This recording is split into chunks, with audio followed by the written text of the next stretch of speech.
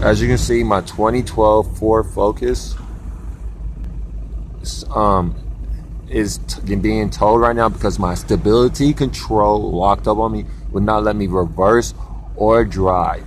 Out of nowhere, today is August, and on a Wednesday, middle of August, and I had to get to set for a Marvel TV show, and my stability control locked on me.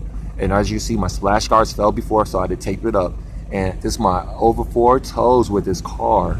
So I have multiple problems with a car that Worldstar Kia in San Antonio, Texas sold me. My 2012 Ford Focus SE has let me down. It's not been reliable.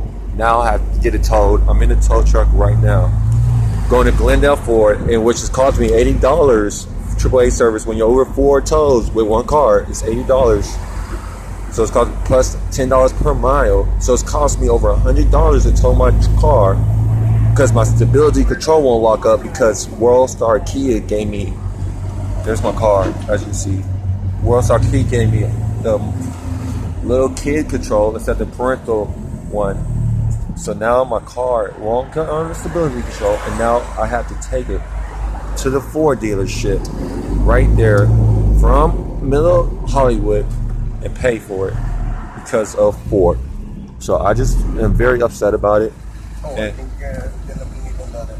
Let me ask them because this is not drivable. Yes, and we're going to drop it off. This cost me hundreds of dollars. When I'm supposed to be on set, I have a Nike commercial on Friday.